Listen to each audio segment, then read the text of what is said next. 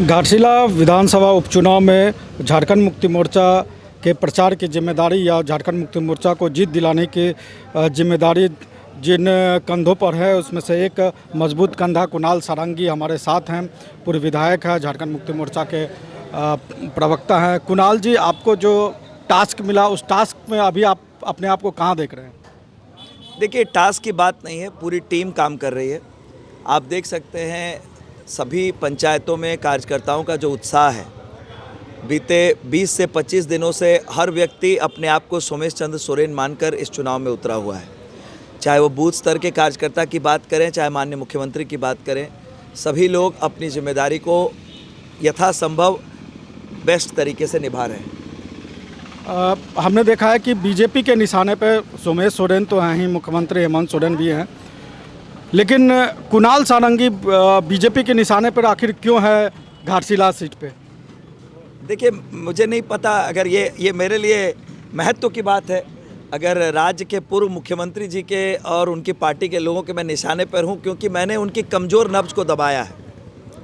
तो जब आप किसी की कमज़ोर नब्ज़ को दबाते हैं तो दर्द होता है, और वो दर्द इसलिए हो रहा है क्योंकि मैंने सच कहा है। मैंने तो स्पष्ट कहा है कि मैं जब भारतीय जनता पार्टी में था, उन बातों को मैंने स्पष्टता के साथ केंद्रीय नेतृत्व तक पहुंचाया था, और जब उन बातों पर पहल नहीं हुई है तो मैंने ये कहा है कि मेरे जीवन में एकमात्र राजनीतिक गलती थी भारतीय जनता पार्टी में जाना, जिसका प्रायश्चित मैंने कर लिया है।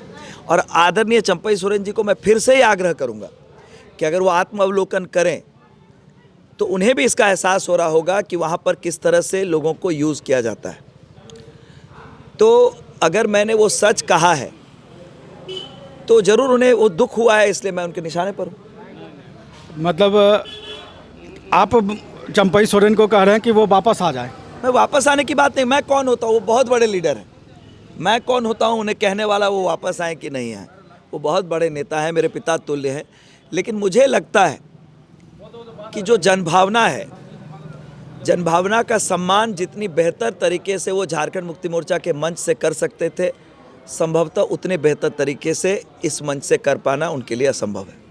हमने देखा कि पिछले एक साल से जब से चंपई सोरेन बीजेपी के साथ जुड़े, मुख्यमंत्री ने कभी चंपई सोरेन या बाबूलाल सोरेन पर डायरेक्ट हमला नहीं किया, लेकिन जो घाटशिला में चुनाव प्रचार के दौरान जिस तरीके से मुख्यमंत्री ने बाबूलाल सोरेन को लेकर कहा कि वो एक ऐसे बैल हैं जिन्होंने खाया पिया झारखंड मुक्ति मोर्चा का और हल जोत रहे हैं बीजेपी में, तो ये क्या मैसेज देना चाह रहे हैं मुख्यमंत्री अपने आपकी समझ से?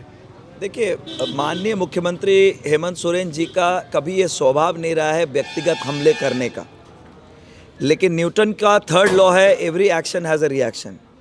अगर आप व्यक्तिगत हमलों पर उतरिएगा तो आपको जवाब भी उसी भाषा में मिलेगा। मैंने आदरणीय चंपई सोरेन जी से बस ये विनम्र आग्रह किया था और जानने की इच्छा जाहिर की थी कि जिस दिशोम गुरु शिबू सोरेन को अपना राजनीतिक गुरु मानते हैं, उनकी तस्वीर दीवालों पर लगाते हैं, कहते हैं कि उनकी वजह से ही मैं इतना बड़ा लीडर बन पाया, तो जब वो इतने दिनों तक दिल्ली के एक अस्पताल में जीवन का अंतिम संघर्ष कर रहे थे, तो क्या उनका दायित्व तो नहीं बनता था कि 2 मिनट के लिए सही जाकर उनका हालचाल ले लेते? राजनीति में विचारों का अंतर हो सकता है, विचारधाराओं का अंतर हो सकता है, लेकिन व्यक्तिगत संबंध से बड़ी राजनीतिक मजबूरी नहीं हो सकती है। आप देखें, मैं तो उनकी पार्टी के नेताओं से भी उनका उदाहरण देता हूँ।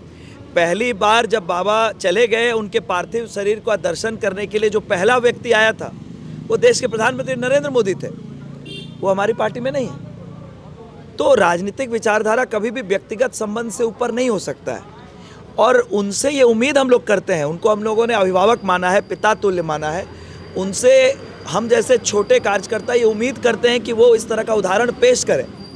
लेकिन ये दुखद है कि ना केवल उनके इलाज के दिनों में, गुरुजी के इलाज के दिनों में, बल्कि उनका निधन हो जाने के बाद भी आज तक आदरणीय चंपई सोरेन जी को थोड़ा सा वक्त नहीं मिला कि गुरुजी के परिजनों के साथ या स्वर्गीय रामदास सोरेन के परिजनों के साथ जाकर थोड़ा वक्त बिताएं, उनका हालचाल लें। जबकि ये तो आदिवासी समाज में परंपरा है कि कोई व्यक्ति जब किसी का निधन होता है, जब तक आप उसके घर पर जाकर उसके परिजनों से मिलकर श्रद्धांजलि नहीं देते, उस श्रद्धांजलि को पूरा नहीं माना जाता है। बाबूलाल सोरेन से हमने बात की तो बाबूलाल सोरेन का कहना था कि झारखंड मुक्ति मोर्चा में उनको वो सम्मान नहीं मिला, केंद्रीय महासचिव तो वो बनाए गए लेकिन उनको टिकट नहीं दिया गया। इस बात का उनको मलाल था। तो क्या आपको लगता है कि टिकट बाबूलाल सोरेन को नहीं देना ही चंपई सोरेन के बीजेपी में जाने का एक बड़ा कारण रहा? देखिए, इसका बेहतर उत्तर तो आदरणीय चंपई सोरेन जी ही दे सकते हैं, वो किन कारणों से गए हैं। और जहाँ तक टिकट मिलने नहीं मिलने की बात है, वो पार्टी का केंद्रीय नेतृत्व तय करता है। हजारों लाखों कार्यकर्ता यहाँ इस संगठन में काम कर रहे हैं। हर व्यक्ति लोकसभा, विधानसभा, राज्यसभा के टिकट के लिए यहाँ काम नहीं कर रहा है। और उन्हें किन कारणों से टिकट नहीं दिया गया या टिकट दिया जाता तो क्या होता, इसका उत्तर तो बाबूलाल सोरेन जी ही दे सकते हैं। यहाँ पर इस उपचुनाव में आपको क्या लग रहा है कि क्या परिणाम आने वाला है? परिवार पिछले 1 साल में कुछ झारखंड की राजनीति में कुछ बदलाव हुआ है जो परिणाम बदलेगा, या इस यहाँ अगर झारखंड मुक्ति मोर्चा की जीत होती है या हार होती है, उसका क्या संदेश जाएगा झारखंड की राजनीति के हिसाब से अगर हम देखें तो? देखिए, भले ही इस विधानसभा के उपचुनाव के परिणाम का राज्य के सरकार की सेहत पर कोई असर नहीं हो राजनीतिक तौर पर, गणित के हिसाब से, लेकिन ये ज़रूर है कि अगली बार, पिछली बार का जो मार्जिन था जीत का, उससे दुगने मार्जिन से सोमेश चंद्र सोरेन ये चुनाव जीतने जा रहे हैं। क्योंकि ये चुनाव घाटशिला विधानसभा की जनता लड़ रही है। जिस व्यक्ति ने घाटशिला विधानसभा की जनता के दुख सुख में हमेशा अपना कंधा आगे किया, आज वो व्यक्ति उनके बीच नहीं है, तो उसके परिवार के साथ पूरे विधानसभा की जनता खड़ी है। इसलिए परिणाम ऐतिहासिक होने जा रहा है और एक ऐसा संदेश यहाँ से जाएगा कि आदरणीय मुख्यमंत्री हेमंत सोरेन जी के नेतृत्व में जो जनकल्याणकारी कार्य राज्य में चल रहे हैं, उस पर फिर से मोहर घाटशिला विधानसभा की जनता लगाएगी। तो धन्यवाद। तो ये हमारे साथ कुणाल सारंगी थे और उन्होंने अपने तौर पर चंपई सोरेन को लेकर भी कई बातें कहीं, और घाटशिला में अगर झारखंड मुक्ति मोर्चा की जीत होती है तो इससे क्या संदेश जाएगा चुनाव परिणाम के बाद, उसको लेकर भी हमारे साथ बातचीत की। नमस्कार, जोहार। रॉयल इंडिया में आपका स्वागत है। भारत के सबसे विश्वसनीय सोलर मोटर पंप और एमपीपीटी कंट्रोलर निर्माता रॉयल इंडिया का high performance movable trolley solar water pumping system प्रस्तुत है। बेहतर दक्षता के लिए डिजाइन किया गया और आसानी से ले जाने योग्य। सरकारी परियोजनाओं के लिए अनुमोदित देश भर के कॉन्ट्रैक्टर्स और एजेंसियों की पहली पसंद। एमएनआरई द्वारा अनुमोदित, उल प्रमाणित, उद्योग मानकों के अनुरूप स्वदेशी उत्पाद।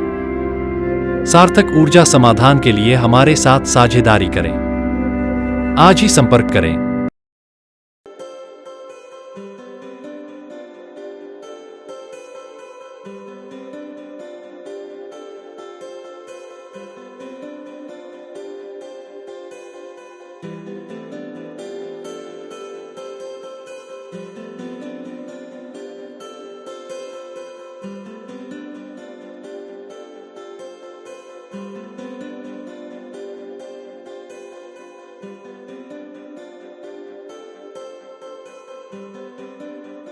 रॉयल इंडिया में आपका स्वागत है। भारत के सबसे विश्वसनीय सोलर मोटर पंप और एमपीपीटी कंट्रोलर निर्माता रॉयल इंडिया का high performance movable trolley solar water pumping system प्रस्तुत है। बेहतर दक्षता के लिए डिजाइन किया गया और आसानी से ले जाने योग्य। सरकारी परियोजनाओं के लिए अनुमोदित देश भर के कॉन्ट्रैक्टर्स और एजेंसियों की पहली पसंद। एमएनआरई द्वारा अनुमोदित, उल प्रमाणित, उद्योग मानकों के अनुरूप स्वदेशी उत्पाद। सार्थक ऊर्जा समाधान के लिए हमारे साथ साझेदारी करें। आज ही संपर्क करें।